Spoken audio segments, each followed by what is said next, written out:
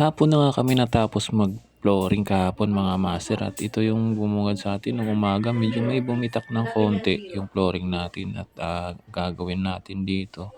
Gagawin ni Otol is tatapingan niya. So habang gagawin niya ni Otol is nagpuputol ako dito ng mga kahoy na gagamitin dahil meron tayong dudugtungan.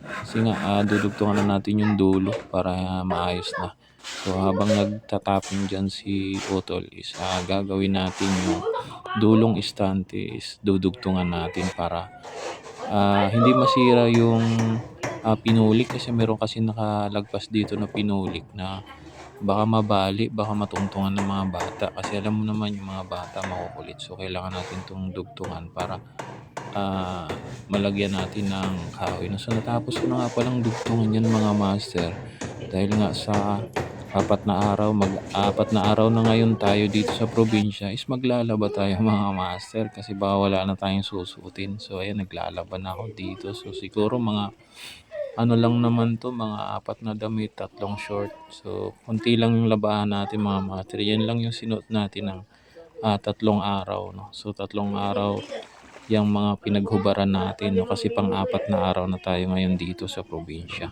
So yun lang muna ang update natin mga master at hintayin natin matuyo yung ginawa ni Otol bago tayo makapag-set up ng ating mga computer. So yun lang, maraming salamat sa panonood. Bye bye.